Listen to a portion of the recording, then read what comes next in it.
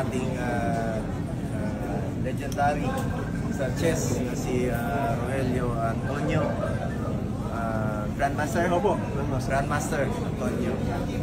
Nanalo po siya sa Melbourne Chess Open noong April 2025 at naka 4 gold naman po siya sa 23rd ASEAN Plus Age Group Chess Championships. 4 na gold. Bigat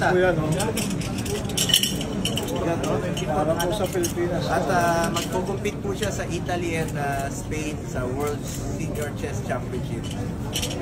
Parati ko pong sinasabi na isa po ang chess sa larong kahit na tumatanda tayo ay lumalaban pa rin dahil utak ang ginagamit dyan, strategy.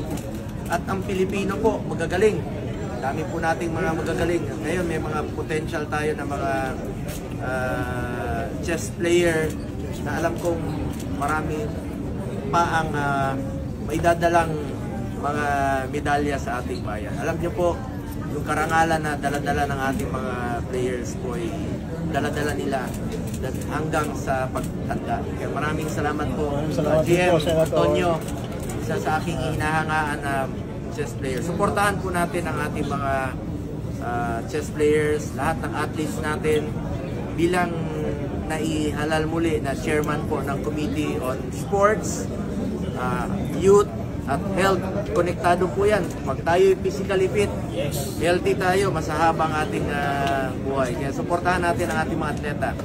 Sa lahat ng mga athletes natin, magtulungan po tayo at ibigay po natin ang karangalan para sa ating bayan.